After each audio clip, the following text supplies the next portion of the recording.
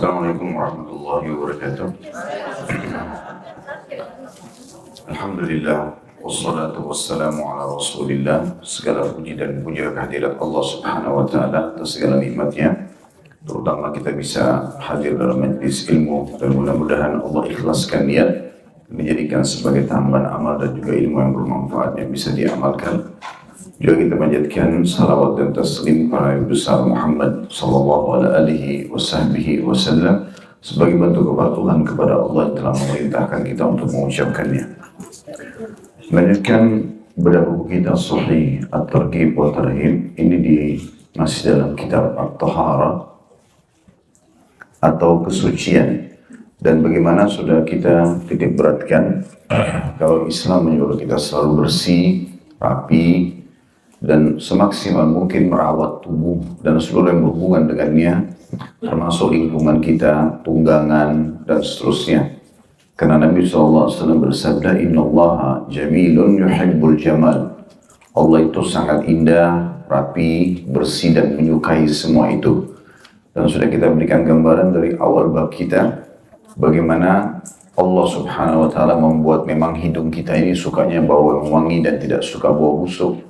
Telinga kita tidak suka dengan intonasi suara yang tinggi dan sukanya dengan suara yang merdu dan lembut.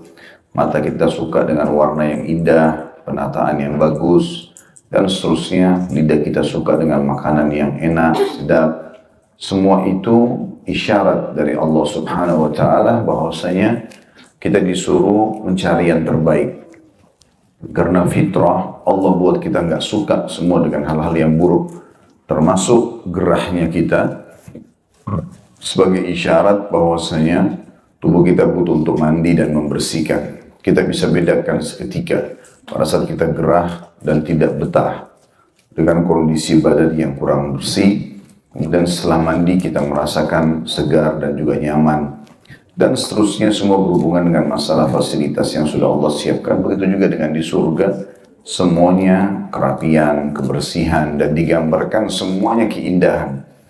Ya istanahnya, ya pelayannya, ya taman-tamannya, ya segala macam yang berhubungan dengan masalah itu. Oleh karena itu teman-teman, mempelajari bab taharah adalah bagian daripada agama kita. Dan kita punya wudu, kita punya mandi, ada mandi wajib, ada mandi sunnah, ada yang mubah. Dan sudah kita pelajari masalah wudu pertemuan kita yang sebelumnya, bahwasanya keutamaan wudu selain menyegarkan badan, karena titik-titik ini memang berhubungan dengan penyegaran badan, baik itu telapak tangan, hidung dan mulut, wajah, kemudian kepala dan kaki. Juga kita akan mendapatkan cahaya yang terang pada hari kiamat kalau kita selalu wudu. Dan sudah kita titik beratkan pada pertemuan yang terakhir kemarin itu, kalau bisa memanjangkan jangkauannya. Jadi kalau misalnya batas minimal pergelangan dilebihkan, batas minimal siku dilebihkan, batas minimal mata kaki dilebihkan, itu akan menambah perhiasan pada hari kiamat, dan juga akan menambah cahaya terang di mahsyar nanti. Sehingga orang yang makin terang cahayanya makin dikenal oleh Nabi SAW. Sebagaimana beliau ditanya, bagaimana caranya Anda mengenal umat Anda nanti? Ya, karena Nabi SAW mengatakan, aku ingin sekali ketemu dengan saudara-saudaraku. Kata para sahabat, kami saudara-saudara Anda ya Rasulullah. Kata beliau, bukan, kalian adalah sahabat-sahabatku, saudara-saudaraku yang datang nanti sepeninggalku, yang kita-kitain. Lalu kata para sahabat, bagaimana Anda mengenalnya nanti ya Rasulullah, sementara ketemunya di mahsyar? Maka hadis yang masyhur yang kita sudah bahas kemarin adalah mereka akan datang gurrun muhajjalin yulqa min atharil wudu, yaitu wajah dan kedua tangan mereka bersinar cerah seperti jelasnya putih pada warna hitam karena bekas wudu. Masih dalam masalah yang sama, keutamaan orang yang bersuci, hadis 180, dan tepatnya pada pagi ini kita bahas hadis urutan ke-6, sahih li ghairihi, atau dia menjadi sahih karena tertopang oleh riwayat-riwayat yang lain.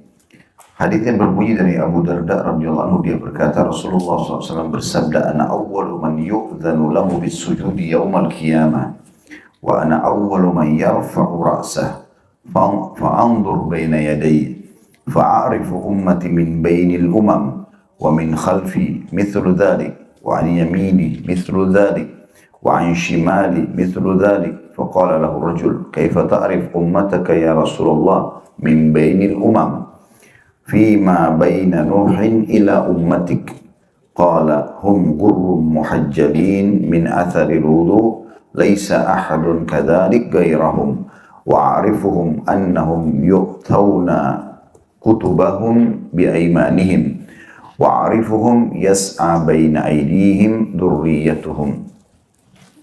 Terjemahannya, kata Nabi SAW, aku adalah orang yang pertama yang diizinkan untuk bersujud di hadapan Allah pada hari kiamat. Dan aku adalah orang pertama yang mengangkat kepala. Lalu aku melihat di depanku, maka aku pun mengenal umatku di antara umat-umat yang lain. Dari belakangku juga seperti itu. Dari kananku juga seperti itu. Dan dari kiriku juga seperti itu. Seorang laki-laki bertanya kepada beliau, "Ya Rasulullah, bagaimana engkau mengetahui umatmu di antara umat-umat yang lain? Padahal pada saat itu semua umat berkumpul dari mulai Nuh sampai umatnya atau sampai umatmu." Maka Nabi SAW bersabda, "Mereka datang dengan wajah dan tangan bersinar putih karena bekas wudhu, dan itu tidak dimiliki oleh umat selain mereka. Aku mengenal mereka bahwa mereka diberikan buku catatan amal mereka dengan tangan kanan. Dan aku mengenal mereka dengan anak keturunan mereka yang berjalan di hadapan mereka." Diriwayatkan oleh Imam Ahmad, pada sanadnya terdapat Ibnu Lahiyah, dan ini adalah hadis hasan dengan adanya sejumlah mutaba'ah atau dipelajari kembali dan dilihat hadis-hadis penguatnya. Tapi sebagaimana sudah kita jelaskan tadi, hadis ini adalah sahih. Seperti biasa teman-teman, kita bedah hadis ini. Potongan pertama, aku adalah orang pertama yang diizinkan untuk bersujud di hadapan Allah pada hari kiamat. Berarti ini menandakan memang nanti orang di mahsyar pada saat dibangkitkan di hari kemudian nanti, itu semuanya tidak ada yang boleh sujud.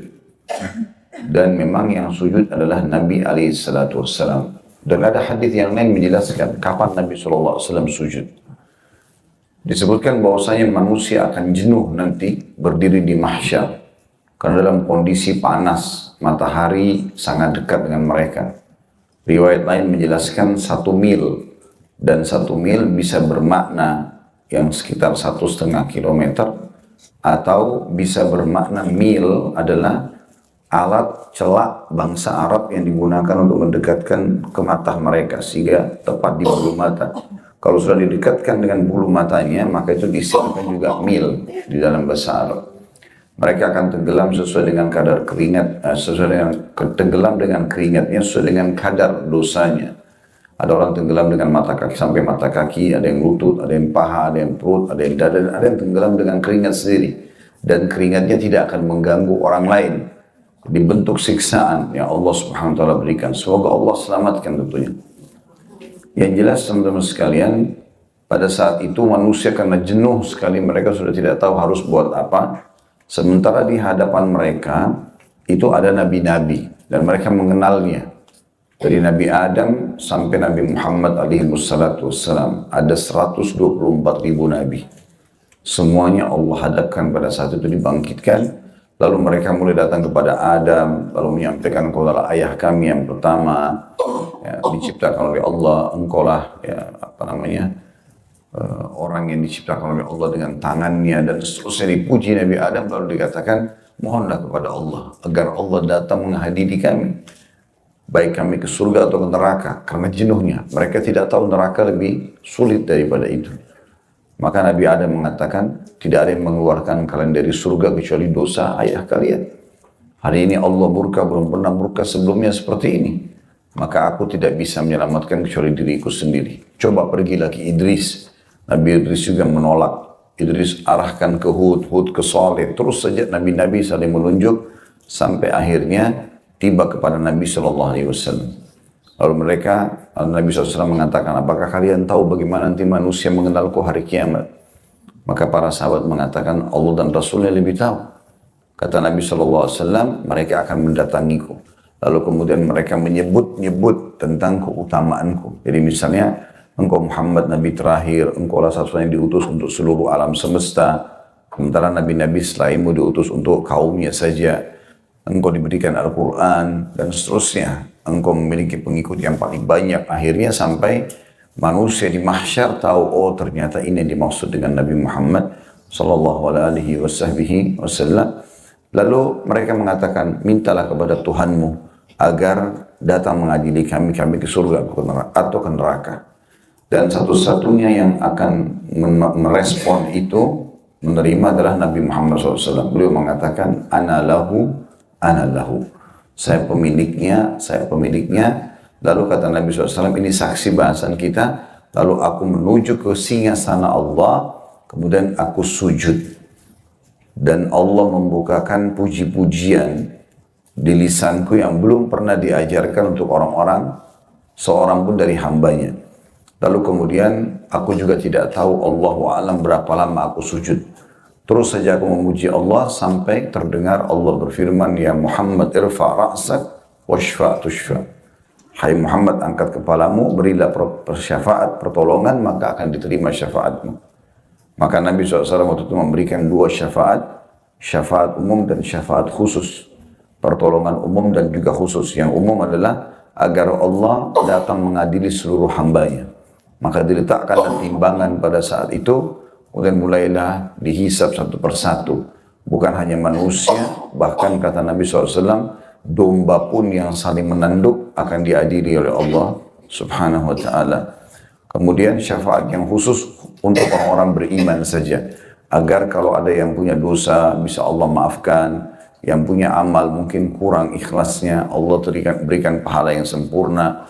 Terus saja Nabi SAW memberikan syafaat tersebut. Tapi saksi bahasan kita, hadits ini menjelaskan kapan Nabi SAW sujud. Yaitu pada saat manusia sudah jenuh di situ, kemudian mereka datang memohon kepada beliau, barulah beliau sujud. Ya. Dari potongan ini juga teman-teman kita mengambil sebuah pelajaran bahwasanya sujud adalah ibadah yang mulia. Makanya kita ada sujud pada saat sholat, dan ini betul-betul merendahkan diri karena meletakkan dahi hidung kita ke tanah. Gitu. Dan ini menandakan memang seseorang sampai pada puncak merendahkan diri kepada Tuhannya. Pada saat itu justru Nabi SAW mengatakan, akrabu abdun ila rabbihi wa huwa sajid. Paling dekatnya seorang hamba pada Tuhannya justru pada saat dia sujud. Padahal kita kalau berpikir lebih dekat dengan langit pada saat berdiri. Tapi subhanallah pada saat sujud justru makin merendah di hadapan Allah Subhanahu wa ta'ala, maka dia makin dekat. Dan pada saat itu kita disuruh membaca subhana rabbiyal a'la. Maha suci Tuhanku yang maha tinggi. Ya, ini setelah kita merendahkan diri kita membaca itu. Oleh karena itu sujud dimuliakan, gitu kan. Waktu pertama Nabi Adam diciptakan, Allah perintahkan para malaikat untuk sujud, yang membuat iblis justru membangkang. Dan sujud kepada Adam di sini bukan sujud, ya, tunduk dan ibadah kepada Adam, tetapi karena perintah sang pencipta Allah. Sama dengan kasus kalau ada yang tanya, kenapa anda sujud menghadap Ka'bah? Ka'bah kan rumah. Maka jawabannya karena perintah Allah. Allah perintahin ke laut, ya ke laut kita sujud. Ke pohon, ya ke pohon. Maka kita termasuk orang yang beriman dan patuh kepada sang pencipta Allah. Jadi teman-teman sekalian, sujud juga selain sholat. Ya. Ada sujud syukur, ada sujud tilawah. Dikatakan bahwasanya Nabi SAW setiap kali mendapatkan berita gembira langsung sujud syukur, menghadap kiblat sujud.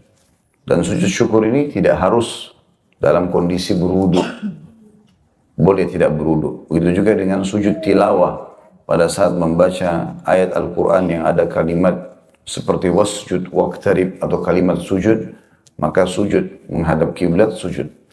Jadi kan, tapi sujud tilawah tentu dianjurkan berwudu, karena dia pada saat membaca Quran dianjurkan seorang muslim berwudu ya. Keutamanya tentu karena Nabi SAW melakukannya kalau sujud syukur. Dan ini puncak daripada syukur seorang hamba. Karena selain dia mengatakan Alhamdulillah, dia juga meletakkan dahinya di tanah. Kalau sujud tilawah, dan ini yang saya sayangkan sekali karena jarang dilakukan. Jadi seringkali dia dapat berita gembira, suaminya dapat kerja, atau dapat anak, istrinya melahirkan, atau apa saja. Tidak ada sujudnya. Harusnya selalu sujud kepada Allah SWT. Bahkan para salafus saleh, berita gembira kecil saja, misal dia tadinya mau menemui seseorang, terus tiba-tiba orang itu datang dan menemui dia, sehingga termudahkan, dia bukan lagi yang datang ke tempat orang itu sudah cukup dianggap nikmat yang besar, maka mereka pun bersujud kepada Allah SWT sebagai bentuk syukurnya gitu ya. Sebagian ulama salaf bahkan kalau dia berhasil mengerjakan kewajiban-kewajiban dalam hari itu, di malam hari ditutup dengan sujud syukur. Karena Allah mudahkan dia tadi sholat 5 waktu on time misalnya. Dan seterusnya. Segala macam nikmat kita bisa syukuri seperti itu. Karena dikatakan Nabi SAW setiap mendapatkan berita gembira pasti sujud. Begitu juga dengan sujud tilawah. Ini membuat syaitan marah dan menangis. Begitu dalam hadis dikatakan menangis ya. Nah, bukan marah, tapi menangis. Kalau membuat syaitan marah itu riwayat tentang masalah kalau orang lupa jumlah rakaat, misalnya duhur 4 atau 3 nih, kita kan dianjurkan milih 3, gitu kan. Kita pilih yang lebih sedikit. Kata Nabi SAW, kalau kalian ragu 4 atau 3, pilihlah 3. Sehingga kalaupun itu lebih, jadi 5 nantinya, karena ternyata sudah 4, kita menyangka 3, maka itu akan membuat syaitan marah. Karena dia tadinya mau menyesatkan kita. Harapan syaitan justru kita pilih yang lebih banyak. Kayak 4 atau 3 nih, 4 aja deh. Gitu, misal. Dan kata Nabi SAW, kalau kalian pilih jumlah yang lebih banyak, maka kalau ternyata itu jumlah lebih sedikit, baru 3 rakaat, kuranglah sholat itu. Secara otomatis karena dia salam di rakaat ketiga, gitu kan. Itu hadis tentang masalah syaitan marah karena dia tidak berhasil menggoda anak Adam dalam masalah ini, dan Allah memberikan solusi sehingga tetap diterima sholatnya. Sementara syaitan menangis adalah masalah sujud tilawah, yang Nabi SAW mengatakan tidak ada seseorang yang membaca ayat tilawah kemudian dia sujud kecuali, atau tidak ada seseorang yang sujud ya, kecuali syaitan akan berkata sambil menangis, orang ini diperintahkan untuk sujud dia lakukan, sementara aku diperintahkan sujud aku tidak melakukannya. Ya, sujud ini adalah amal yang sangat baik ya, amal yang sangat baik gitu. Dan ini juga bisa dilakukan di sholat-sholat sunnah dengan memperbanyak doa. Karena kata Nabi SAW, kalau kalian ruku agungkan Allah, kalau kalian sujud perbanyaklah doa. Kemudian pelajaran yang kedua yang bisa diambil adalah Nabi juga SAW bersabda, dan aku adalah orang pertama yang mengangkat kepala. Makna mengangkat kepala, kata sebagian ulama hadis, berarti pada saat itu semua kepala tertunduk. Karena memang ada ayat Al-Quran yang menjelaskan masalah itu di hari kiamat nanti, karena manusia semua dalam kondisi ketakutan dan sudah tahu ya, bahwasanya ini Tuhannya Allah. Nggak ada lagi yang memungkiri Allah pada saat itu. Karena mereka sudah meninggal, mereka sudah lihat malaikat maut, mereka sudah tahu hakikat daripada semua kehidupan ini. Pada saat dibangkitkan, mereka juga sudah tahu kalau akan dibangkitkan, akan dihisab. Maka pada saat itu semua manusia dan makhluk tunduk ketakutan. Ya, terutama orang-orang kafir, mereka tidak akan pernah berani untuk mengangkat kepala mereka. Dan banyak ayat Al-Quran menjelaskan masalah itu. Mereka tunduk, mereka terhina, dan seterusnya. Yang jelas teman-teman sekalian, berarti kita dalam kondisi menunduk. Allah SWT buat seperti itu. Dan makna daripada akulah orang yang pertama mengangkat kepala, bisa maknanya mengangkat kepala dari sujud, atau memang mengangkat kepala ke langit untuk memohon kepada Allah. Karena pada saat itu manusia menundukkan kepala mereka. Potongan yang ketiga adalah, lalu aku melihat di depanku maka aku pun mengenal umatku di antara umat-umat yang lain. Dari belakangku juga seperti itu, dari kananku juga seperti itu, dan dari kiriku juga seperti itu. Artinya pada saat Nabi SAW sudah selesai mengangkat kepalanya dan memohon kepada Allah, beliau yang paling pertama melakukan atau yang dilakukan adalah mencari umatnya. Dan ini adalah sifat kasih sayang Nabi SAW untuk kita semua. Karena yang beliau selalu prioritaskan umatnya. Bagaimana umatnya? Dalam sebuah hadis yang sahih, kata Nabi SAW, semua nabi-nabi diberikan oleh Allah doa mustajab. Jadi ada satu doa pamungkas. Pokoknya begitu berdoa, Allah langsung kasih. Walaupun umumnya doa nabi-nabi diterima. Tapi ada satu doa, dia minta apapun, sebesar apapun Allah kasih. Contoh Nabi Nuh minta terjadi kiamat pada saat itu banjir. Padahal manusia masih sedikit, tapi seluruh muka bumi ini tenggelam, gitu kan. Contoh saja gitu. Nabi Lut minta kaumnya dihancurkan, Allah binasakan 9 negeri pada saat itu, atau 9 kota kalau kita diangkat lalu dibalik oleh Allah Subhanahu wa taala karena mereka lakukan homoseksual misalnya, dan seterusnya. Banyak nabi-nabi memohon semua itu. Nah, karena Nabi Muhammad SAW mengatakan, dan mereka sudah melakukan itu di dunia. Nabi-nabi itu sudah pakai semua. Dan aku menyimpan untuk umatku pada hari kiamat. Jadi ternyata doa pamungkas Nabi SAW belum dipakai gitu. Nabi tunda untuk kita pada hari kiamat nanti. Dan ini kasih sayang Nabi SAW. Makanya sangat wajar kita baca salawat, ikuti sunnahnya, membela nama baiknya. Memang begitu. Karena memang beliau sendiri luar biasa pada kita. Dan pada hari kiamat itu selalu kalimat Nabi SAW, umatku, umatku. Ya. Karena pada saat disebutkan dalam riwayat lain, waktu Nabi SAW sujud lalu mengangkat kepalanya, maka yang pertama pada saat dia minta atau Allah berikan, kata Allah SWT, hai Muhammad, angkat kepalamu, berikan syafaat, kau akan diterima, dan mohonlah kau akan diberikan. Maka Nabi SAW mengatakan, umatku ya Allah. Jadi yang paling pertama diucapkan masalah itu. Bagaimana Nabi SAW sangat sayang dengan kita dan tidak mau kita masuk ke dalam api neraka. Beliau mengatakan perumpamaan aku dengan kalian seperti orang yang sedang ada api di depannya, lalu dia berusaha mengusir-ngusir ya, serangga yang akan masuk ke dalam api tersebut. Tetapi ada saja serangga yang tidak menyadari kalau itu api, lalu mereka masuk ke dalam api tersebut. Ya. Jadi maksudnya Nabi SAW berusaha untuk itu. Dan Nabi SAW sudah menyampaikan ke kita, teman-teman sekalian, semua yang berhubungan dengan apapun yang bisa membawa kita masuk ke dalam surga. Makanya kata beliau, tidak ada sesuatu yang kalian butuhkan informasi untuk masuk ke surga, kecuali sudah aku sampaikan. Dan tidak ada sesuatu yang menyelamatkan kalian dari neraka, kecuali sudah aku sampaikan. Dan beliau juga mengingatkan, kullukum yadkhulul jannata illa man aba. Kalian semua pasti masuk surga, kecuali yang nolak. Kata para sahabat, wa may ya'ba ya Rasulullah. Seakan-akan sahabat mengatakan, siapa orang itu yang tidak mau masuk surga, yang nolak. Kata Nabi SAW, man ata'ani dakhala jannah, wa man asani dakhala nar. Siapa yang patuh kepadaku, dia masuk surga. Siapa yang durhaka kepada aku, masuk neraka. Jadi memang seperti itulah.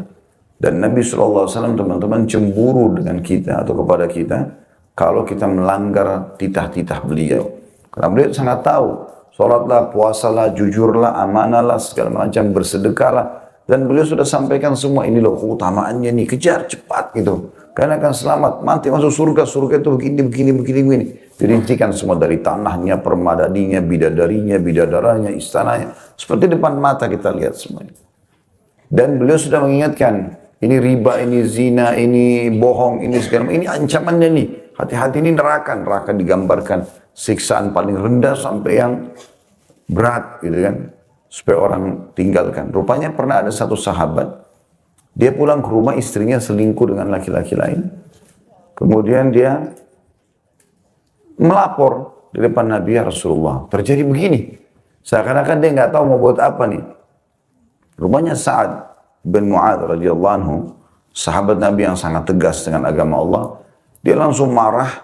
Dia keluar dari saf laki-laki lalu dia mengatakan, ya Rasulullah, sambil memelenteng pedangnya, Kalau seandainya terjadi padaku ya Rasulullah, saya akan hukum keduanya mati. Dirajam nih, kenapa sudah berumah tangga tapi berzina gitu. Lalu kemudian Nabi SAW tidak menanggapi lagi itu tentang masalah pedang yang ditenteng atau masalah hukuman mati buat orang yang berzina setelah berumah tangga. Tapi Nabi mengatakan, "Atarawna ghiratu Sa'ad?" Apa kalian lihat cemburunya Sa'ad? Ini Sa'ad ini nggak mungkin marah gini kecuali karena dia cemburu. Kenapa agama Allah sudah larang masih dilanggar gitu loh. Maka lalu beliau mengatakan, "Ana aghyaru min Sa'ad." Ini saksi bahasan kita. Dan saya lebih cemburu daripada Sa'ad. Jadi walaupun Nabi SAW tidak temu sama kita, tapi kalau ada di antara kita yang melakukan perbuatan yang Nabi larang, maka Nabi cemburu. Kenapa dia lebih pilih syaitan daripada saya gitu? Misalnya begitu. Dia malas kerjakan. Kenapa dia nggak mau kerjakan? Saya udah janjikan, saya udah berikan, pasti nggak mungkin tidak gitu. Maka beliau pun menutup harinya sampai mengatakan, "Wallahu aghyaru minni wa min Sa'ad." Dan Allah lebih cemburu lagi daripada aku dan juga Sa'ad. Seperti itulah. Jadi itu bentuk kepedulian Nabi SAW kepada umatnya. Dan ini juga menandakan tentu keutamaan kita sebagai umat Muhammad SAW. Sudah pernah kita jelaskan masalah itu ya. Kalau kita sendiri punya kedudukan yang tinggi di sisi Allah SWT. Bersyukur kita menjadi umat ini. Walaupun generasi terbaiknya adalah para sahabat. Kemudian tabi'in, kemudian tabi'in. Karena Nabi SAW mengatakan sebaik-baik generasi yang semasa dengan aku. Para sahabat lalu yang datang setelahnya, lalu yang datang setelahnya. Seperti itulah. Tapi tetap kita masuk dalam umumnya umat ini. Kata Nabi SAW, tidak ada satu umat pun sebelum kalian, kecuali berharap jadi kalian. Kecuali berharap jadi kalian. Karena memang Nabi-Nabi menyampaikan, nanti akan ada Nabi terakhir loh. Namanya Muhammad, orangnya begini dan begitu, diceritakan ciri-cirinya. Dan juga dikatakan, dia adalah Nabi terbaik, karena diutus untuk seluruh alam semesta, lebih baik daripada kami-kami ini, dan juga umatnya lebih baik daripada kalian.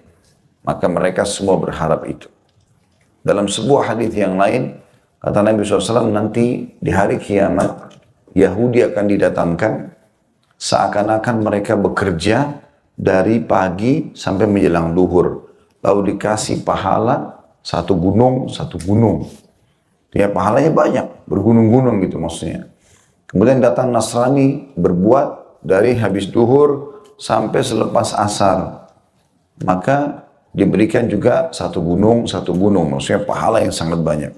Kemudian kalian datang, bekerja hanya menjelang maghrib sampai maghrib, waktunya pendek. Tapi kalian dikasih dua gunung, double. Maka Yahudi Nasrani nanti pada hari kiamat yang sempat beriman, bukan yang kafir ya, dalam arti kata beriman di zaman Nabi mereka, dan mereka dihitung orang-orang beriman yang pasti masuk surga. Maka mereka mengatakan, "Ya Allah, kenapa kami lebih panjang waktunya, masa hidup kami, dan juga lebih banyak amalnya, tapi pahalanya lebih sedikit daripada umat itu?" Maka Allah pun berfirman, Subhanahu wa ta'ala, kepada Yahudi dan Nasrani, "Apakah aku menzalimi hak kalian? Ada nggak yang sudah aku janjikan aku belum kasih?" Kata mereka, tidak ada. Maka Allah mengatakan, "Dzalika fadli u'tihi man asya'." Itulah keutamaan dan karunia yang aku berikan kepada siapa yang aku inginkan. Ini keutamaan umat ini. Kita harus bersyukur kepada Allah Subhanahu wa ta'ala. Umur kita lebih pendek, tapi amal kita dilipat gandakan. Ya. Karena dilipat gandakan. Itu juga nanti terbukti di perkataan Nabi SAW setelah itu ya. Karena pelajaran yang lainnya, yang keempat yang bisa diambil dari hadis, seorang laki-laki bertanya kepada beliau, "Ya Rasulullah, bagaimana engkau atau tepatnya Anda lebih tepatnya, Anda mengetahui umat Anda di antara umat-umat yang lain, mulai Nuh sampai kepada umat Anda?" Maka beliau SAW menjawab, "Mereka dengan wajah dan tangan bersinar putih karena bekas wudu dan tidak dimiliki oleh umat selain mereka." Jadi di sini ada ulama rincikan, apakah umat sebelum kita sholat? Jawabannya iya. Apakah mereka puasa? Iya. Cuman kita tidak tahu apakah jumlahnya sama dengan kita atau tidak. Baik itu rakaatnya gitu kan. Tapi mereka melakukan itu. Seperti misalnya masalah puasa, Allah mengatakan, Ya ayyuhalladzina amanu kutiba alaikumus siyamu kama kutiba alal ladzina min qablikum. Hai orang beriman, diperintahkan kalian berpuasa sebagaimana telah diperintahkan untuk orang-orang sebelum kalian. Ya. Begitu juga Nabi SAW pernah bersabda tentang salah satu Nabi, Allah tidak pernah menahan terbenamnya matahari kecuali kepada satu orang hamba Allah. Ya. Maka yang dimaksud adalah tertundahnya masuknya waktu sholat maghrib, sehingga beliau bisa menyelesaikan jihadnya sebelum masuk waktu itu. Tapi kita tidak tahu apakah jumlahnya sama, posisi waktunya sama, Allahu a'lam, gitu kan. Dan juga sama pertanyaannya, apakah mereka berwudu juga? Nah ini khilaf antara ulama gitu. Tapi dari hadits ini kita tangkap mereka juga sebenarnya berwudu. Tetapi Allah bedakan dengan kita dengan cara mereka tidak bercahaya. Itu pendapat pertama. Pendapat yang lain mengatakan tidak berwudu. Terbukti sampai sekarang Yahudi dan Nasrani pun yang masih coba berpegang pada kitab mereka nggak punya wudu. Mereka nggak punya wudu gitu. Allahu a'lam. Seperti itulah. Terus selanjutnya, ini tentu masalah wudu sudah sering kita singgung dari awal bahasan masalah wudu ini. Tapi ini tambahannya hadits ini adalah aku mengenal mereka juga pada saat mereka diberikan catatan buku amal dengan tangan kanan.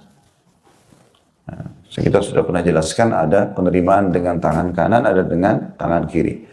Jadi itu bukan pilihan kita ya, akan terbang sendiri buku amal itu datang. Nah, kata Nabi SAW dalam hadits Bukhari Muslim yang lain, nanti buku amal akan berterbangan. Ya, kemudian akan datang ke setiap orang, masing-masing pemiliknya. Dan itu bukan pilihan dia. Kapan jatuh ke tangan kanannya, maka dia dengan bangga mengatakan, ya, ini bukuku, bacalah, aku pasti akan selamat. Gitu kan? Kemudian kalau terbang ke tangan kirinya, maka dia pun langsung menyesal dan mengatakan, coba seandainya aku tidak terima buku ini gitu. Ya, mungkin aku akan binasa dan seterusnya. Dia merasa terhina. Itu bukan pilihan kita. Buku amal pada hari kiamat nanti teman-teman, jangan bayangkan seperti kitab yang di tangan Bapak Ibu ini atau buku kita. Ya, kata Nabi SAW dalam sebuah hadits, buku itu seluas pandangan mata, berisikan semua jenis perbuatan. Ya, kalau sebagian ulama merincikan firman Allah Subhanahu Wa Taala tentang perkataan orang kafir hari kiamat, mereka mengatakan, A'udzubillahi minasyaitonirrajim, ma li hadzal kitab la yughadiru saghiratan wala kabiratan illa ahsaha. Buku apa ini yang kami terima ini? Benar-benar tidak membedakan mana yang besar dan mana yang kecil. Maka ada sebagian ulama mengatakan karena jatuhnya kita dari rahim ibu, gitu kan? Bahkan mungkin masih dalam rahimnya ibu, awal kita ditiupkan ruh, maka sudah ada gambarannya. Terus saja, per detiknya, pergerakan, ya. Rasa kita lahir, tangisan pertama, tarikan nafas pertama, kedipan mata pertama, yang ke-100, yang ke-1000, sampai kita meninggal. Dan semua itu akan ada pertanggungjawabannya hari kiamat. Maka buku ini tidak bisa kita luput dari buku amal ini. Beruntunglah orang yang sibuk mengisi buku amalnya dengan kebaikan-kebaikan. Kalaupun dia pernah melakukan kesalahan, dia segera taubat, gitu kan. Selalu jadikan sebagai pedoman hidup Bapak Ibu sekalian, bagaimana mengejar untuk memperbanyak amal soleh di buku amal. Dan jangan pernah berpikir kita masih bisa hidup besok. Artinya antara diri kita sama Allah Subhanahu Wa Taala. Kita berharap Allah panjangkan umur, tapi jadikan amal yang sedang kita kerjakan, anggap itu adalah amal yang terakhir. Tidak ada jaminan untuk kita masih bisa hidup kan gitu. Makanya jangan terpengaruh dengan cantiknya paras wajah, tampannya, kayahnya, titel. Ini kemasan saja. Itu untuk digunakan dalam ketaatan kepada Allah SWT. Bukan justru membuat kita lalai. Gitu. Sebagaimana sering saya bahasakan itu. Kadang-kadang kalau ada orang cantik, orang tampan, dianggap aneh kalau nggak jadi artis. Sementara mereka kalau jadi artis lebih banyak terarah ke kemaksiatan. Tapi kan sinetronnya Islami Ustaz. Baik, pura-pura jadi istri, pura-pura jadi suami, pura-pura jadi orang tua, akad nikah yang palsu, banyak sekali gitu. Cerita-cerita rekayasa yang palsu itu kalau kita bicara lebih tertuju kepada Islaminya, apalagi kalau enggak gitu kan. Maka ini lebih berbahaya gitu. Apalagi kalau dasarnya terjerumus dalam memang umumnya sudah jelas kemaksiatan. Terbuka sana sini, terbuka dengan telanjang, zina sana sini, pamer segala macam. Semua tanggung jawab, tapi aneh. Kenapa kesannya orang cantik dan tampan harusnya kemaksiatan itu? Kenapa kesannya orang di majelis ilmu, orang soleh dan solehah tidak boleh tampan dan cantik? Kayak gitu. Saya kadang-kadang tersinggung itu. Kalau ada orang yang masuk di pengajian, sayang ya, kenapa cantik-cantik, tampan-tampan ini di sini? Semuanya di mana? Dekat pintu neraka sana. Justru di sini tempatnya. Nabi SAW dan para nabi adalah orang yang paling tampan, paling bersih, tapi mereka baik. Abu Bakar, Umar, Utsman terkenal kekar badannya, tampan wajahnya, bersih orangnya, kaya raya. Tapi mereka orang saleh semuanya. Mestinya anak-anak seperti itu yang Allah berikan justru dimasukkan di pesantren, justru menjadi orang saleh, imam masjid, itu-gitu kan. Ini enggak, kesannya harus tampil itu dai, imam, atau ustadz-ustadz ini harus yang jelek-jelek gitu kan. Sebenarnya boleh saja kalau Allah kasih dia penciptaan seperti itu ya. Tapi ada sebuah pesan yang kadang-kadang luput dari kita. Kesannya orang yang baik itu ya, tidak perlu bersih, tidak perlu ini dan itu. Ya, Allahu a'lam. Makanya juga harus diluruskan tentunya. Jadi teman-teman sekalian, buku amal itu akan datang hari kiamat dan akan dipaparkan semua. Sebagian ulama mengatakan bukan mustahil di zaman kita sekarang. Mungkin kalau Bapak Ibu masih ingat sekitar 15-20 tahun yang lalu mungkin awal-awal keluar handphone atau mungkin bahkan belum ada gitu kan. Belum, bahkan keluar handphone dulu saya masih ingat tidak ada kameranya.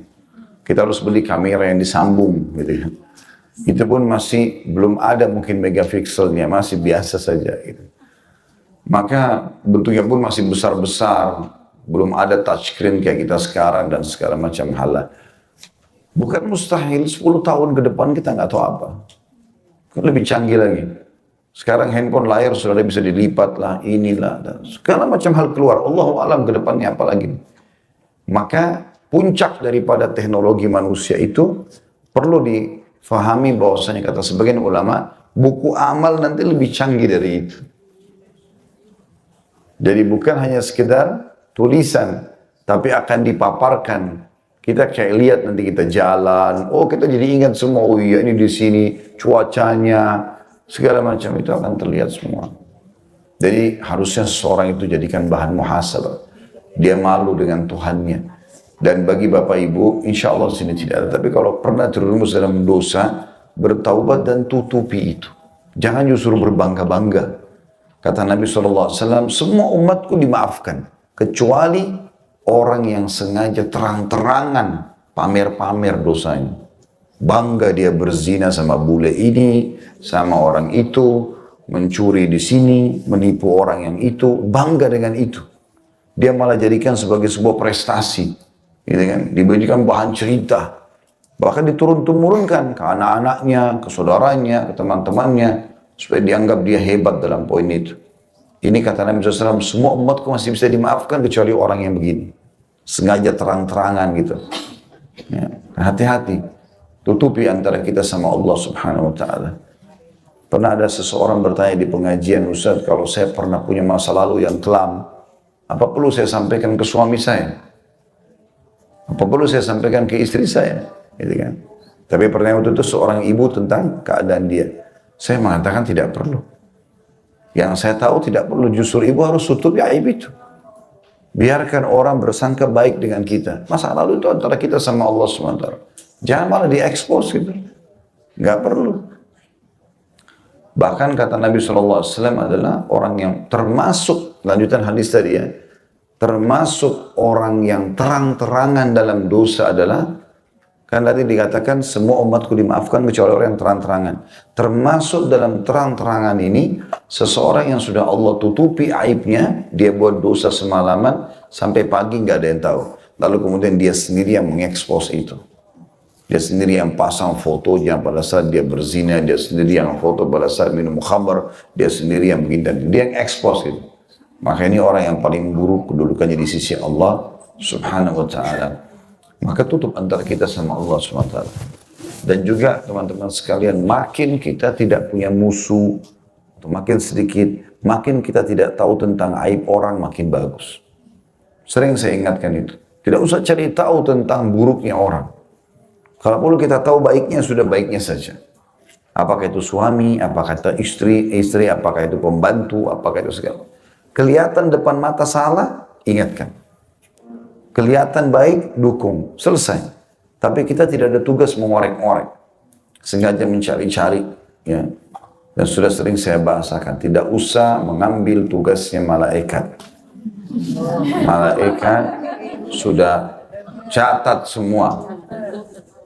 Bukan cuma malaikat. Tuhan kita Allah mengawasi. Allah itu sifatnya la ta'khuduhu sinatun wala naum. Gak pernah ngantuk apalagi tidur. Allah maha mengawasi. Inna Allah kana alaikum raqibah dalam surah Nisa ayat 1. Allah selalu mengawasi kalian. Ya awasi, kata Umar bin Khattab, semestinya seseorang mukmin malu dengan Tuhannya. Dan dia sebelum memandangkan matanya pada yang haram atau berbuat sesuatu, maka semestinya dia sadar bahwasanya Tuhannya lebih dulu melihatnya sebelum dia melihat target dia itu. Seperti itulah. Ini makin kental kita tanamkan, maka makin terbawa dengan perahu atau naungan iman itu sendiri. Makin nikmat. Iman itu makin terus dipupuk, maka makin nikmat. Dengan bertambahnya amal soleh, maka bertambah iman. Dan berbuatnya maksiat, maka berkurang keimanan tersebut. Jadi isilah buku-buku amal kita dengan kebaikan-kebaikan. Ini pesan saya saja. Semestinya suami istri itu mengejar dari pasangannya surga. Jadi berlumba-lumba. Indah sekali rumah tangga itu kalau yang kita lakukan adalah gimana nih, saya mau dapat surga apalagi dari istri saya. Dia juga begitu. Saya mau dapat surga apalagi dari suami saya. Berlumba-lumba saling bantu-membantu. Habis belanja bulanan sama-sama bawa kreseknya. Ini saya aja saling bantu. Apalagi nih, kan itu bagus sekali. Saling mengejar surga. Ini enggak, biarin aja dia yang bawa. Kalau saya kasih uang bulanan, biar aja dia yang bawa. Ya biar dia tahu. Kalau saya setengah mati masa, yang dia yang bawa kreseknya, padahal sudah uang suaminya. Jadi akhirnya nggak kejar surga dari situ. Kenapa? Orang tua dari anak, anak dari orang tua, teman dari teman, selalu berlomba. Apalagi nih, yang saya bisa dapat dari mereka. Nah itu puncak kenikmatan gitu kan. Kata sebagian salaf, siapa yang sibuk terus mencari atau menilai kejelekan dirinya, maka dia akan aman dari menilai kejelekan orang lain. Dan pada saat itu dia akan bahagia. Tapi siapa yang sibuk mencari kejelekan orang, maka tertutupilah kejelekan dia dan pada saat itu dia binasa. Jangan sengaja cari-cari kesalahan orang. Pernah Umar bin Khattab, di zaman beliau, kan beliau setiap malam itu keliling-keliling Madinah, nyari tahu siapa kira-kira yang masih butuh dari masyarakatnya gitu. Maka Umar pernah menemukan banyak kasus. Ada pernah orang Badui istrinya mau melahirkan. Pernah saya sampaikan kisah itu, akhirnya dibantulah oleh istrinya dia, istrinya Umar radhiyallahu anhu ajma'in. Kemudian pernah ada ibu janda 3 hari anaknya nggak makan, dia masakkan sendiri. Banyak kasus-kasus dihadapi malam hari. Satu waktu pernah Umar lagi jalan sama Abdullah bin Mas'ud radhiyallahu anhu ajma'in untuk mengecek Madinah. Ada orang perlu. Kalau sudah tidak lagi orang yang perlu sama Umar, udah tenang dia baru tidur, gitu kan. Ada satu rumah rupanya menyala, masih ada nyala lampunya. Kalau kita sekarang lampu, zaman dulu orang pakai sumbu. Kemudian Umar bilang sama Abdullah bin Mas'ud, tunggu di sini ya. Lalu Umar mendekat di jendelanya, Umar ngintip. Umar ngintip, dilihat ada satu kakek tua. Jenggotnya putih, rambutnya putih, lagi minum khamr. Terus di depannya ada satu budak wanita, lagi menari-menari. Gitu kan. Maka Umar spontan dobrak pintunya, marahin. Kata Umar, saya tidak pernah melihat pemandangan lebih buruk daripada ini. Mana bisa kau sudah tua, terus kau masih mabuk seperti ini. Kemudian mau berzina maksudnya sama perempuan ini gitu. disuruh menari-menari di depannya. Itu bukan istrinya, gitu kan. Maka orang itu menjawab kalimat yang membuat Umar terdiam dan pulang akhirnya. Orang itu mengatakan, wahai Amir Mu'minin, yang Anda lakukan lebih buruk daripada perbuatan saya. Kata Umar, kenapa? Ya, Anda memata-matai saya. Sementara Allah melarang, wala tajassasu, jangan memata-matai. Nabi SAW bersabda, la tajassasu, jangan memata-matai. Sengaja mencari-cari aib. Dan Anda masuk rumah saya tanpa izin. Maksudnya seakan-akan kalau Anda temukan di pinggir jalan, mungkin. Ini di dalam rumah saya, walaupun saya salah gitu loh. Maka Umar langsung tundukkan kepalanya sambil beristighfar keluar dari rumah itu. Umar terus merasa bersalah kenapa masuk rumah orang. Gitu loh. Dan itu padahal dia pemimpin ya, dia raja pada saat itu, dia bertanggung jawab terhadap masyarakatnya. Tapi Umar terus ketakutan dengan itu, merasa nggak enak gitu. Subhanallah sampai berjalan sekian lama, nggak disebutkan berapa waktu. Umar lagi duduk di masjid, di majelis sama teman-teman sahabat-sahabatnya. Rupanya si kakek itu masuk ke masjid. Di belakang. Lalu Umar panggil, kamu si fulan, kesinilah. Dikatakan dalam kisah ini, bapak itu, kakek itu datang dalam kondisi ketakutan. Takut Umar permalukan, takut Umar hukum di depan orang. Itu dulu di sebelah Umar, Umar mengatakan, ketahuilah sambil dibisikin sama Umar. Demi zat yang mengutus Muhammad dengan kebenaran, maksudnya demi Allah, saya tidak akan pernah ceritakan aibmu malam itu. Untuk membuat dia tenang. Gak ada, saya gak akan ceritakan. Tidak usah khawatir. Termasuk Abdullah bin Mas'ud, orang yang sedang menemani aku malam itu. Maka laki-laki itu nangis. Karena dia terharu, dia mengatakan, demi zat yang telah mengutus Muhammad dengan kebenaran, wahai Amir Mu'minin, semenjak malam itu saya tidak pernah minum khamr lagi. Begitu caranya orang saling menutupi kesalahan. Bukan sengaja ngorek-ngorek, cari tahu gitu kan. Sengaja cari tahu. Begitu telepon pertama pagi-pagi, sudah tahu belum? Sudah tahu belum? Itu yang pertama. Langsung sudah tahu belum pembantunya ibu itu mencuri, suaminya selingkuh, istrinya begini, dan segala macam. Bahkan kadang-kadang tidak ada perlunya, orang baru ganti mobil, dia yang kerepotan. Tetangganya beli AC kulkas, dia yang kedinginan. Kayak ini aneh. Baik, kemudian yang ketiga pesannya, maksudnya dalam potongan terakhir hadis ya, dikatakan bahwasanya aku mengenal mereka dengan anak keturunan mereka yang berjalan di hadapan mereka. Apa maksudnya ini? Maksudnya adalah anak-anak yang meninggal sebelum balik. Jadi kalau ada seseorang yang tadi kita diuji oleh Allah SWT, termasuk keguguran ya. Kalau keguguran itu sudah lewat masa 4 bulan, sudah ada ruhnya. Berarti sudah jadi manusia dia, sudah ada ruhnya. Kalau dia keguguran, di umur 4 bulan ke atas ini, berarti itu akan jadi penolong buat dia pada hari kiamat. Ya, karena banyak hadis yang menjelaskan masalah itu. Di antaranya, akan terdengar suara gemuruh di depan surga, dan Allah lebih tahu suara apa itu. Lalu Allah bertanya kepada para malaikat itu. Siapa? Suara apa itu? Mereka mengatakan suara anak-anak muslim yang meninggal sebelum balik. Mereka minta agar orang tua mereka masuk bersama mereka ke dalam surga. Maka kata Allah SWT, masukkan orang tua mereka bersama mereka ke dalam surga. Tapi tentu syaratnya orang tuanya muslim, gitu kan? Walaupun amalnya sedikit, tapi anak-anak itu akan membantu. Sekaligus juga hiburan bagi orang yang meninggal anak sebelum balik. Karena memang itu anak kan bukan punya kita, kita hanya punya status. Lahir kita nggak pernah pilih rambutnya begini, matanya begini, kulitnya begini, nggak, lahir ya sudah begitu. Tiba-tiba kita punya status saja. Yang perempuan jadi ibu, yang laki-laki jadi ayah. Selesai. Tugas kita mencari pahala dari anak tersebut dengan menafkahi, mendidik, dan seterusnya. Gitu. Maka Allah pemiliknya. Kalau Allah ambil, kapan saja itu haknya dia. Bukan hak kita. Dan kita harus bisa ridho dengan keputusan Allah itu. Kata Nabi SAW, Allah berfirman hadis Qudsi. Ini hadis harusnya menggentarkan hati orang beriman. Kata Nabi SAW, Allah berfirman, siapa yang tidak ridho dan tidak menerima keputusanku, takdirku, gitu kan, maka silahkan dia cari Tuhan selainku. Ini luar biasa. Tuhan selain Allah apa? Patung, pohon, nggak akan bisa memberikan apa-apa. Tapi memang kita harusnya ridho dan memahami masalah ini, apalagi memang anak-anak itu akan menjadi aset kita pada hari kiamat. Kalau masalah mereka jalan di hadapan mereka, ini maksudnya adalah jalan untuk memandu orang tuanya menuju ke surga. Karena banyak riwayat juga yang menjelaskan masalah itu tentunya. Hadis selanjutnya 181, dan ini hadis ketujuh dalam bab kita, atau dalam kitab Tahara ini. Dengan sanad sahih, Abu Hurairah radhiyallahu anhu berkata bahwa Rasulullah sallallahu alaihi wasallam bersabda, "Idza tawadda'a al-'abdul muslimu awil mu'min faghasala wajhahu kharaja min wajhihi kullu khati'atin nadhara ilaiha bi'ainaihi ma'al ma' aw ma'a akhiri qatril ma' fa idza ghasala yadayhi kharaja min yadayhi kullu khati'atin kana batashatha yadahu ma'al ma' aw ma'a akhir qatril ma' fa idza ghasala rijlaihi kharajat kullu khati'atin mashatha rijlahu ma'al ma' aw ma'a akhir qatril ma' hatta yakhruja naqiyyan min ad-dunub."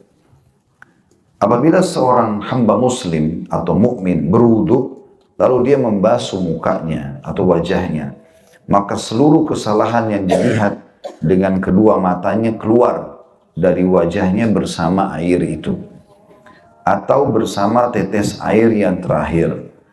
Apabila dia membasuh kedua tangannya, maka seluruh kesalahan yang dilakukan oleh kedua tangannya keluar dari kedua tangannya bersama air, atau bersama tetes air yang terakhir.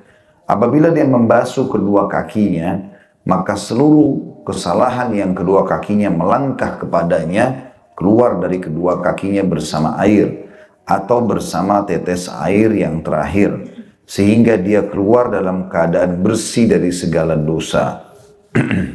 Diriwayatkan oleh Imam Malik, Muslim dan juga Tirmidzi, dan di Malik dan Tirmidzi tanpa menyebutkan membasuh kedua kaki. Begitu juga dengan hadis yang selanjutnya, saya bacakan sekaligus karena ini mirip tentang masalah pengampunan dosa.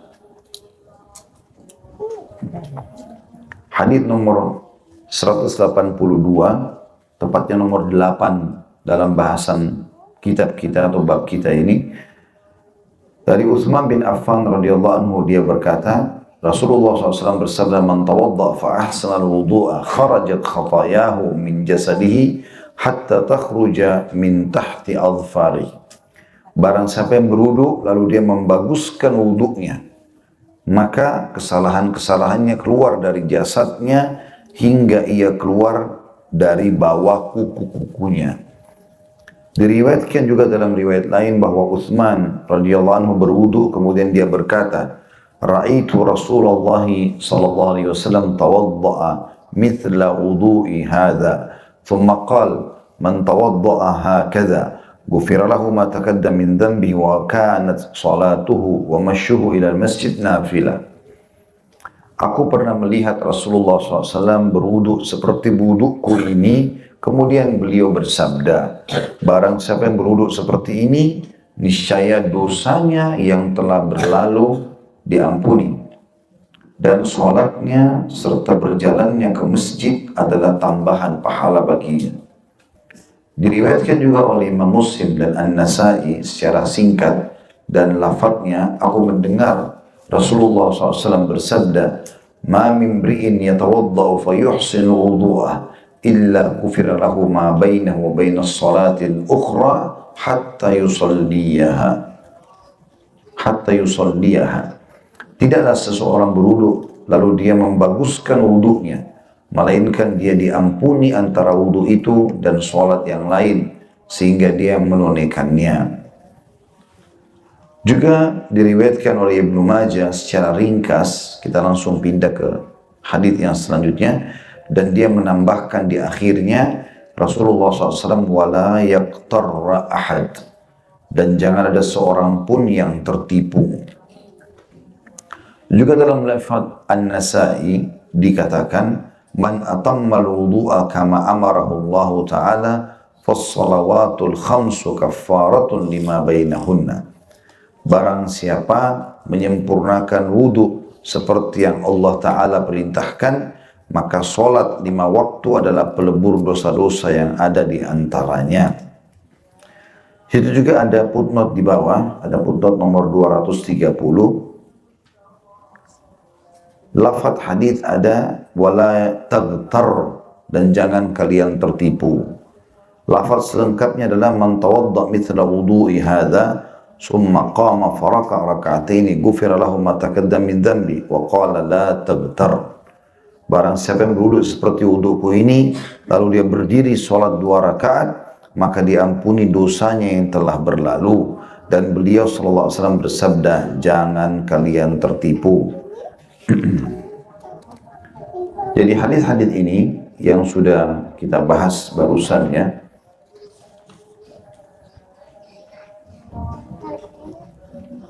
ada hadis setelahnya juga sama, itu saya bacakan dulu. 183 nomor hadisnya 9 dan sanad sahih juga. Dari beliau juga sama, Utsman bin Affan radhiyallahu anhu, bahwa dia dibawakan air sementara dia duduk di tempat duduk al-ghaid. Maka dia berwudu dan membaguskannya. Kemudian beliau berkata, Ra'aitun Nabiyya sallallahu alaihi wasallam yatawadda'u wa huwa fi hadzal majlis. Tawadda'a fa ahsana al-wudu, thumma qala man tawadda'a mithla wudu'i hadza thumma atta al-masjid faraka rak'ataini thumma jalas ghufira lahu ma taqaddama min dhanbi qala wa qala Rasulullah sallallahu alaihi wasallam la taghtar. Aku melihat Nabi SAW berwudu sementara beliau di tempat duduk itu atau tempat duduk ini. Beliau berwudu dan membaguskan wudunya. Kemudian beliau bersabda, barang siapa yang berwudu seperti wuduku ini, kemudian dia datang ke masjid, lalu dia sholat 2 rakaat, kemudian duduk, niscaya diampuni dosa-dosanya yang telah berlalu. Lalu dia berkata, dan Rasulullah SAW bersabda, jangan kalian tertipu. Kita kembali sekarang ke penjelasan hadis, ya. Kembali kepada hadis 181, hadis nomor 7 ya. Kata Nabi SAW, apabila seorang hamba muslim atau mukmin, berarti di sini hanya berlaku bagi orang muslim saja. Jadi kalau ada orang kafir berwudu tidak mendapatkan keutamaan ini. Jadi bukan karena perbuatan wudunya saja, tapi karena si muslimnya melakukan. Dan ini masuk dalamnya baik mau sholat atau bukan mau sholat. Ini ada juga kan salah satu sunnah Nabi SAW adalah menjaga wudu itu. Batal wudu, wudu lagi, batal wudu, wudu lagi. Diambil daripada sikap Bilal radhiyallahu anhu yang kata Nabi SAW, hai Bilal, beritahukan kepadaku amal apa yang paling bagus menurut kau yang kau kerjakan. Karena aku diperdengarkan oleh Allah langkah kaki menuju surga di hadapanku. Maka Bilal mengatakan, ya Rasulullah, tidak ada amal yang paling aku harapkan pahalanya mengalahkan setiap kali aku habis wudu, aku sholat 2 rakaat. Artinya, selalu kalau batal wudu, wudu lagi, batal wudu, wudu lagi. Tambah lagi Bilal mengikuti dengan sholat 2 rakaat, sunnah wudu gitu. Manfaatnya di sini adalah kalau dia membasuh wajahnya, maka seluruh kesalahan yang dilihat dengan kedua matanya keluar dari wajahnya bersama air atau bersama tetes air yang terakhir. Dari potongan ini ada masalah keimanan yang perlu kita sentuh, adalah setiap dosa itu punya bekas di jasad kita. Setiap dosa punya bekas di jasad. Mata melihat ada bekasnya, telinga mendengar ada bekasnya, lidah mengucapkan ada bekasnya, segala macam hal, tangan, kaki, kemaluan punya bekas.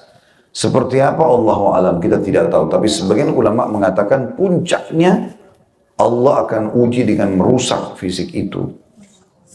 Jadi karena banyaknya orang suka melakukan salah dengan tangannya, maka selalu peringatan Allah datang. Kalau dia taubat, Allah bersihkan. Kalau tidak, maka Allah akan berikan dia cobaan nanti di situ. Ya, makanya seringkali terjadi statement para ulama dari zaman dulu dinukil itu ya. Kalau misalnya ada orang suka mengganggu orang, membunuh, merampok di jalan, terakhir ditemukan terbunuh, tergeletak di pinggir jalan, maka mereka mengiyasakan, mereka mengatakan al-jaza min jinsil amal, balasan kadang sesuai dengan kadar perbuatan. Bahkan ada hadis yang berbunyi, kalau seorang hamba terbiasa dengan satu perbuatan, Allah tutup hidupnya dengan perbuatan itu. Kalau dia terbiasa mabuk, nanti Allah buat dia meninggal dalam keadaan mabuk. Berzina, ya dia akan berzina. Berbohong, dia akan berbohong. Dan kalau dia sholat, dia sedekah, dia pengajian, segala macam, dia akan juga ditutup dengan itu. Kata Nabi SAW, siapa yang terbiasa dengan satu perbuatan, baik atau buruk, Allah tutup hidupnya dengan perbuatan itu. Jadi ada bekasnya. Di antara bekas di fisik selain tadi masalah, ada yang Allah SWT uji orang di fisik itu, juga Allah Subhanahu Wa Taala membersihkannya sebagaimana dalam hadis ini dengan cara wudhu. Artinya bekasnya akan hilang. Bisa bermakna memang pada saat kita berbuat dosa ada sesuatu yang Allah letakkan di tangan yang sedang melakukan dosa, di kaki, di kemaluan, di mata, di mulut, di hidung dan seterusnya. Lalu kemudian bekas itu dihilangkan dengan wudhu, atau memang bisa bermakna juga kalau orang berwudhu maka jatuhlah keinginan-keinginan untuk mengulangi perbuatan dosa tersebut. Tapi intinya kalau kita membasuh wajah, maka semua dosa mata akan jatuh. Bersama dengan tetesan air dan juga atau bersama tetes terakhir. Bisa makna tetes terakhir adalah tetes pertama tidak jatuhkan dosa, tapi tetes terakhir yang jatuhkan dosa. Bisa juga bermakna dari tetes pertama sampai tetes terakhir. Ini makna lebih dekat tentunya. Dari awal air yang kita masuk ke wajah yang jatuh, bersama dengan yang terakhir kita lap, semuanya menjatuhkan dosa-dosa. Dan ini makna yang lebih dekat tentunya. Apabila dia membasuh kedua tangannya, maka seluruh kesalahan yang dilakukan oleh kedua tangannya keluar dari kedua tangannya bersama dengan air atau tetesan air yang terakhir. Tentu di sini yang jatuh ini adalah bekas-bekas dosanya ya. Bisa juga bermakna memang tidak ada hukumannya. Tapi ada ulama merincikan tentang masalah dosa-dosa ini.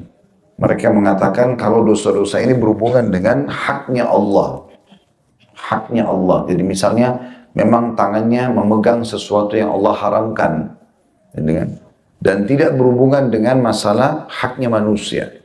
Dia bukan menggunjing, dia bukan mencuri. Karena kalau berhubungan sama hak manusia, maka itu ada hadis yang lain berbunyi, sesungguhnya kata Nabi SAW, Allah masih memaafkan semua buku-buku amal yang berisi keburukan di hari kiamat. Allah bisa memaafkan itu.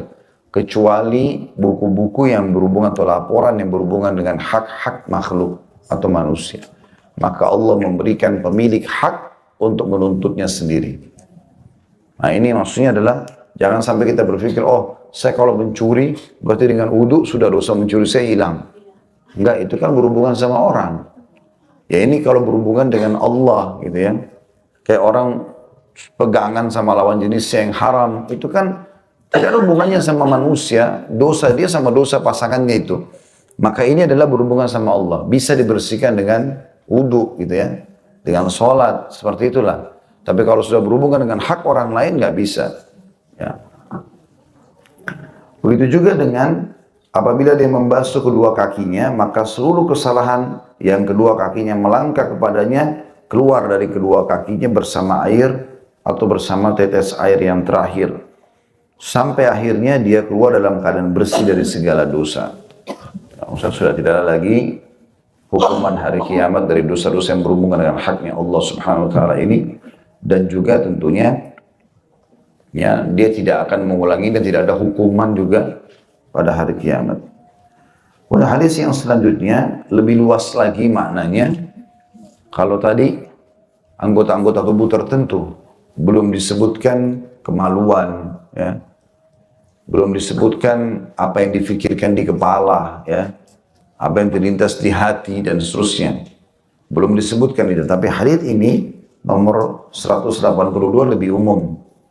Yang tadi sudah kita bacakan, kata Nabi SAW, siapa yang berwudu lalu membaguskan wudunya. Artinya betul-betul menikmati setiap gerakan wudu itu, tidak tergesa-gesa. Sebagaimana pernah kita gambarkan, telapak tangan satu, berhenti dulu sebentar, pastikan sudah kena semua, diselatkan jari-jari di antaranya.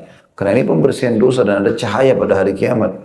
Juga akan diberikan perhiasan yang besar atau banyak pada hari kiamat tergantung tempat yang tersentuh air wudu. Maka di sini dikatakan dia membaguskan wudunya untuk menyempurnakannya. Ya. Maka kesalahan-kesalahannya keluar dari Apa di situ? Jasad. Ya. Kalau tadi kan hadis yang sebelumnya hanya dari mata, hanya dari mulut, hanya dari tangan dan kaki, tidak semua. Tapi hadis ini lebih umum, dikatakan maka keluar seluruh dosa dari jasadnya hingga ia keluar dari bawah kuku-kukunya. Ya. Maksudnya adalah hadis yang kedua ini menjelaskan kalau kita berwudu walaupun tidak semua tubuh kena air, tidak seperti mandi, maka tetap saja air-air wudu yang menyentuh anggota-anggota wudu ini menarik dosa-dosa dari seluruh tubuh itu. Jadi ditarik gitu kan. Bisa bermakna tadi kalau mencuci kaki, semua dosa yang pernah dilangkahi kaki, termasuk orang melangkah menuju ke perbuatan zinahnya dan seterusnya, itu bisa ditarik semua. Ya. Di sini juga ada, maksudnya sih langkah-langkahnya ya, karena orang kalau melakukan perbuatan zina, kalau dia melangkah menuju ke sana, dosanya masih kecil. Kalau dia sudah melakukannya, baru dosanya besar kan gitu. Berarti ini beda dalam masalah pembersihannya, karena kalau sudah perlakuan dosa zinanya dia harus tobat nasuha. Dan melangkah untuk pergi mencuri, dia sudah niat, sudah dosa dia, dan dia mau lakukan keburukan, dan dia sudah melakukannya, dia sudah melangkah. Tapi belum sebesar dosa kalau sudah mengambil barang itu. Gitu kan? Maka ini sudah masuk dalam kategori dosa besarnya. Dia baru melangkah mau menipu, tapi dia belum melakukannya. Nanti kalau dia sudah eksekusi penipuannya, baru kemudian dia kena itu. Seperti itu. Jadi dosa-dosa kecil ini yang dibersihkan dengan wudu tadi.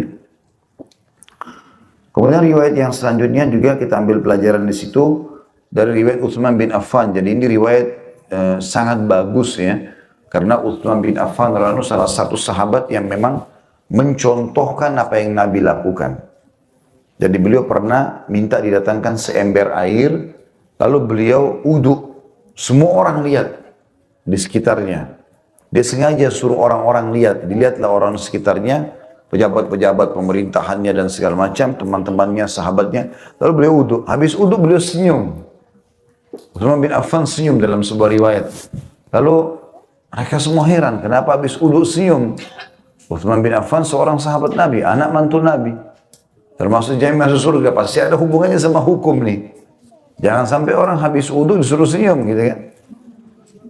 Maka Utsman bertanya, karena tidak ada yang nanya, Utsman mengatakan, tidakkah kalian tanya kenapa aku tersenyum? Mereka mengatakan, iya, kami ingin tahu, wahai Amirul Mukminin, kenapa anda senyum? Karena waktu itu Utsman bin Affan jadi raja gitu kan.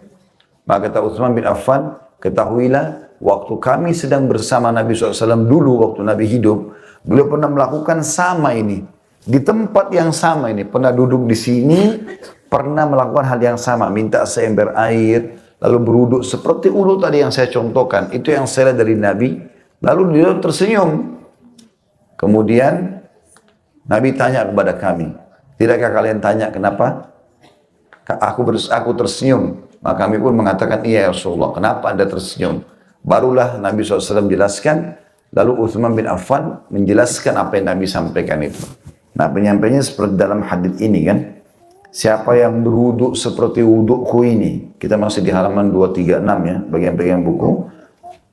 Maka yang mencontoh persis seperti Nabi, makanya Utsman bin Affan contohkan apa yang dia lihat dari Nabi, supaya betul-betul termukil seperti itu. Barang siapa yang berwudu seperti ini, niscaya dosa-dosanya yang telah berlalu diampuni, dan sholatnya serta berjalannya ke masjid adalah tambahan pahala baginya. Bisa diambil maknanya, kalau wudu selain cara yang Nabi ajarkan, maka tidak akan mendatangkan manfaat ini.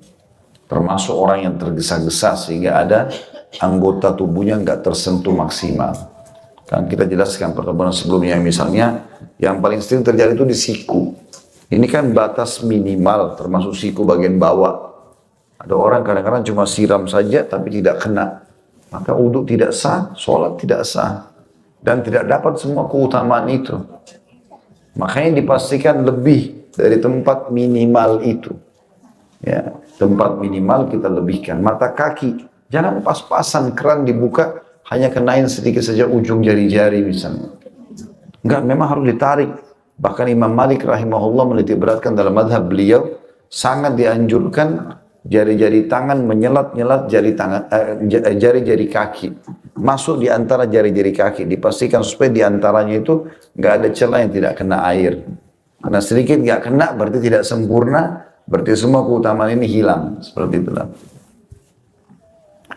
Kemudian dalam riwayat lain juga tadi yang sudah kita bacakan, tidak ada seorang berwudu lalu dia membaguskan wudunya, melainkan dia diampuni antara wudu itu dengan sholat yang lain sehingga dia menunaikannya.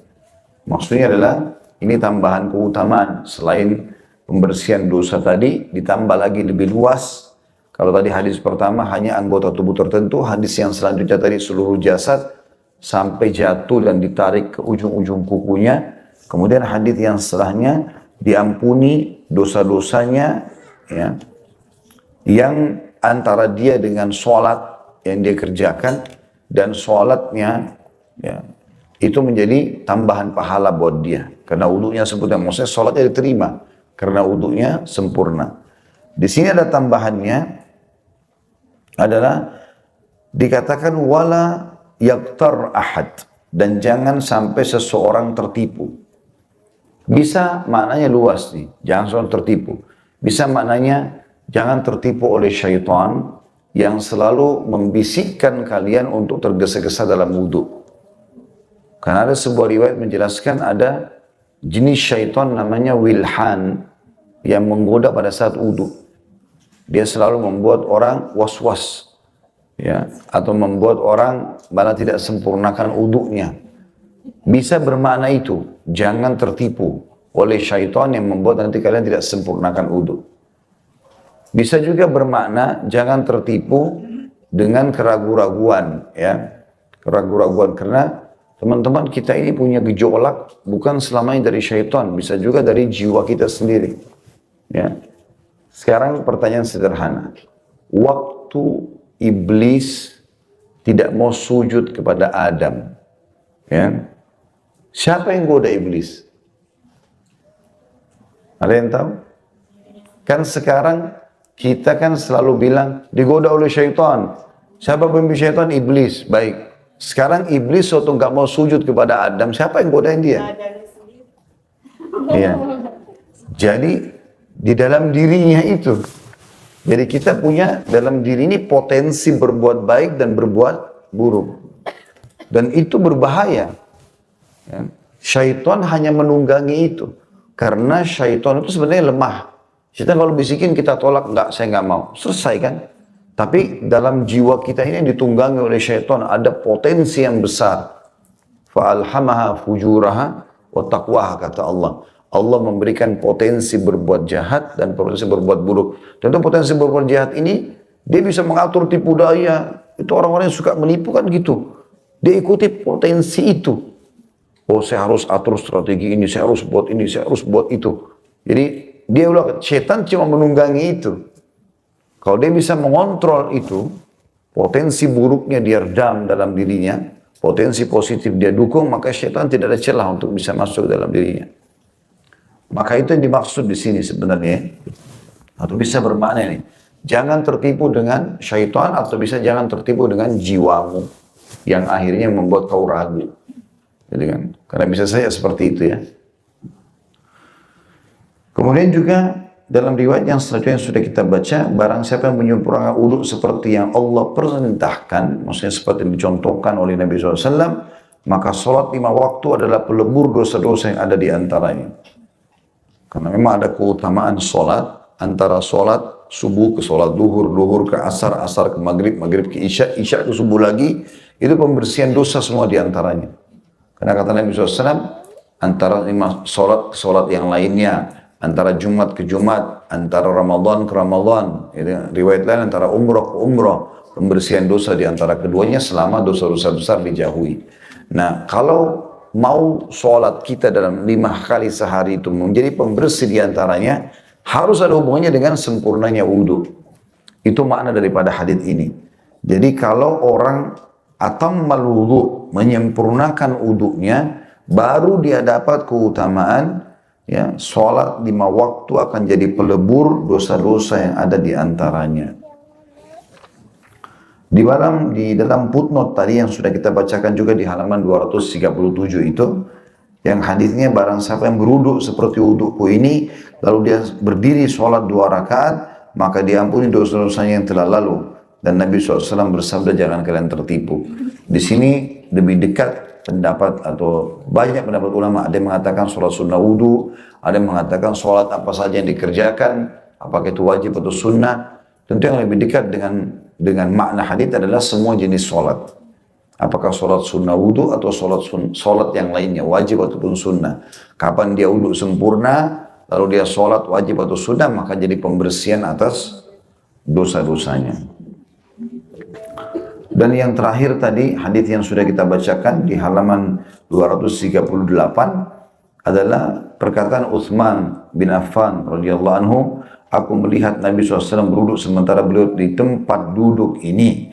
Beliau berwuduk dan membaguskan wudunya, kemudian beliau bersabda, barang siapa yang berwuduk seperti wudukku ini, kemudian dia datang ke masjid, lalu dia sholat 2 rakaat, kemudian duduk, niscaya diampuni dosanya yang telah berlalu. Dan dia berkata, Nabi SAW bersabda, jangan kalian tertipu. Jadi di sini ada tambahan-tambahan keutamaan ya, tapi dihubungkan juga dengan tambahan ibadah yang lain.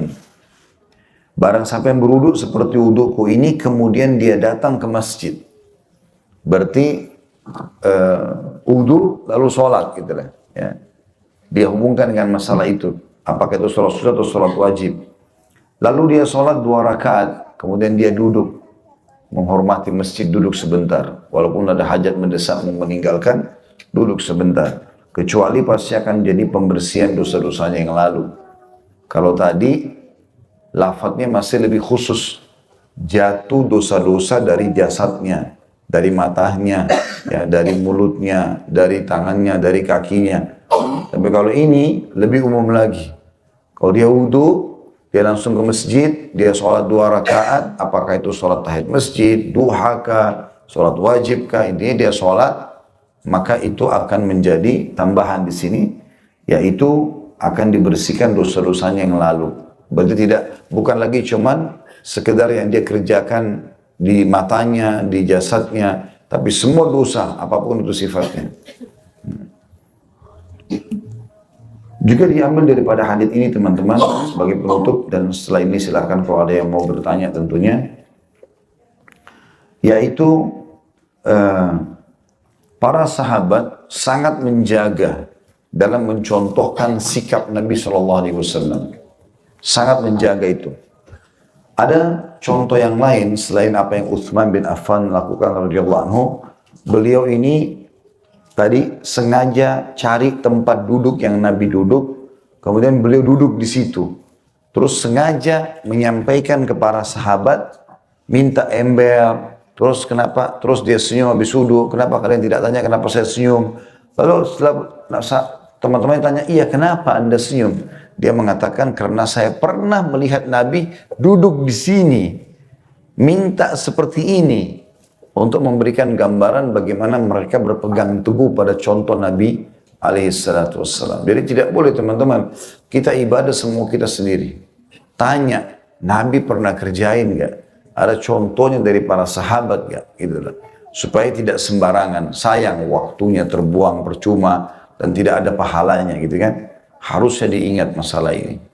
Pernah teman-teman Abu Darda, sahabat Nabi berkata, ini hidup sahabat Nabi berbicara dengan generasi tabi'in. Tabi'in ini generasi yang langsung hidup di masa sahabat.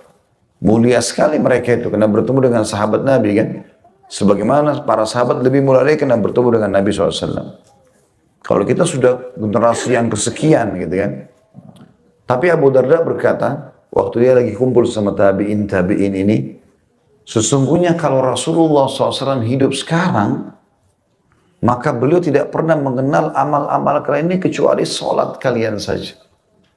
Pada saat itu, udah banyak orang buat amal yang Nabi gak contohin. Tapi Abu Darda bilang, kalau Nabi hidup sekarang, ini Nabi gak kenal perbuatan kalian ini. Lalu ada satu ulama, namanya Al-Auza'i. Beliau mengatakan, waktu itu di zamannya dia ya, datang setelah sahabat-sahabat meninggal, Lalu dia mengatakan, bagaimana kalau Rasulullah hidup di zaman sekarang? Waktu itu masih generasi tabi'in, generasi ketiga. Maka kita juga mengatakan, bagaimana kalau Nabi hidup di zaman sekarang? Gitu. Terlalu banyak orang yang mau berbuat ibadah semaunya. Nabi nggak contohin, nggak bisa akhi dan ukhti. Nabi nggak pernah contohkan, nggak apa-apa, kan bagus. Selalu begitu. Maka Abu Darda sudah ingatkan generasi awal itu. Kalau Nabi hidup ini, Nabi bilang, Nabi akan heran dengan perbuatan kalian. Tidak ada yang sama kecuali sholat saja. Karena yang lainnya semuanya tidak pernah ada di zaman Nabi gitu.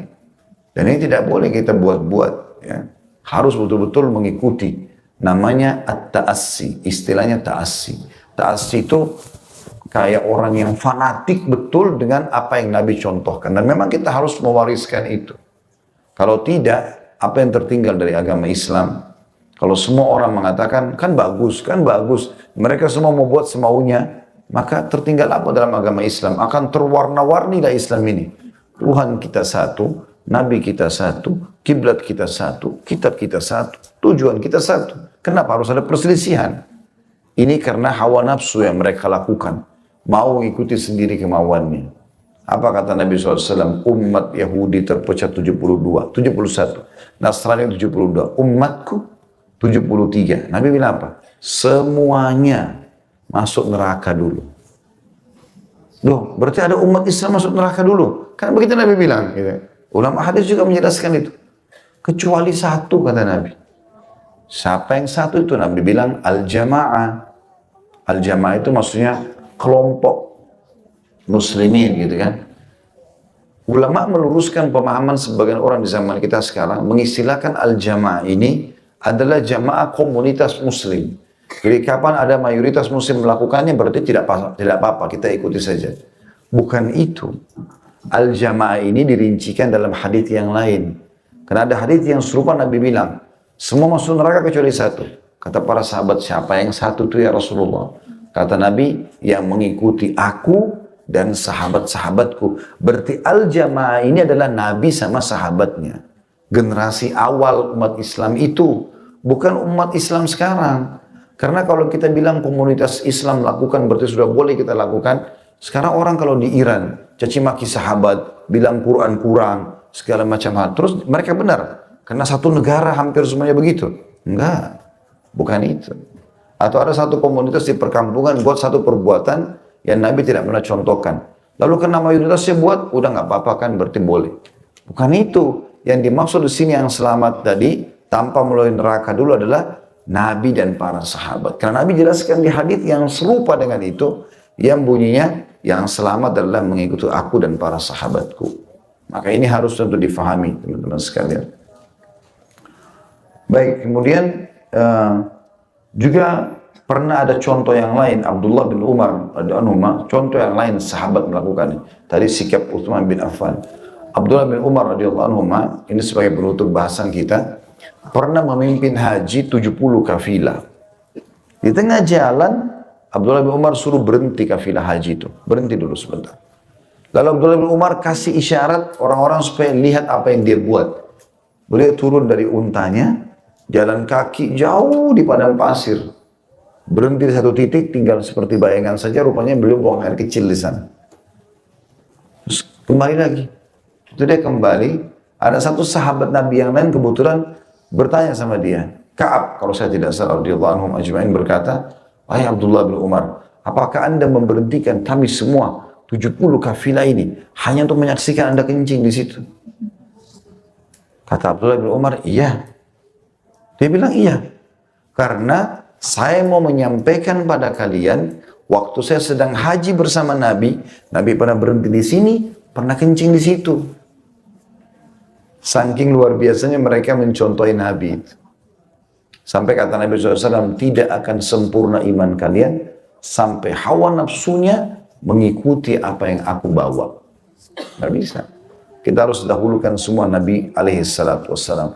Kita tidak lebih pintar daripada Nabi. Nabi lebih tahu semuanya. Cukupkan dengan ajaran yang ada panduannya, maka sudah pasti diterima. Allahu a'lam. Itu yang kita pelajari insya Allah. Baik, mungkin begitu saja bahasan kita, karena sudah setengah 12. Kami pun mau sholat Jumat, mudah-mudahan Bapak Ibu bisa mengambil manfaat darinya. Dan Allah menjadikan kami orang pertama melaksanakan, bukan cuma mengucapkan, dan memudahkan kita untuk mengamalkan ilmu ini, dan Allah jadikan sebagai tambahan amal kita pada hari kiamat. Dan semoga seluruh dosa yang pernah kita kerjakan dimaafkan oleh Allah Subhanahu wa Ta'ala.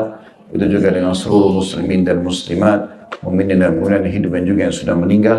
Dan selalu kita doakan agar negara kita menjadi negara yang aman, tentram, damai. Seluruh umat Islam di bawah naungan ukhuwah Islamiyah.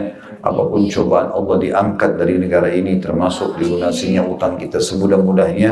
Dan Allah berikan petunjuk seluruh pemimpin kita sampai masyarakat biasa agar semuanya kembali kepada hukum Allah Subhanahu wa Ta'ala. Allah juga menjadikan contoh Indonesia menjadikan contoh bagi negara-negara yang lain. Dan kita juga memohon kepada Allah agar seluruh saudara-saudara kita yang sedang tertindas dimanapun mereka berada, di Cina, di Myanmar, di Ahsa, di Palestina, ya, di Syria, dan di mana saja, semoga Allah ikhlaskan niat mereka, terima para syuhada mereka, mulakan Islam di tangan mereka dan tangan kita semua, dan semoga Allah ikut sertakan kita bersama mereka di pahala, baik dengan doa, dengan harta, juga dengan jiwa kita. Dan semoga Allah satukan kita semua di surga Firdaus yang tanpa hisab. Mari satukan dalam majelis ilmu yang mulia ini. Wassallallahu nabiyana Muhammadin walhamdulillahi rabbil alamin. Subhanakallahumma bihamdika asyhadu an la ilaha illa anta astaghfiruka wa atubu ilaik. Wassalamualaikum warahmatullahi wabarakatuh.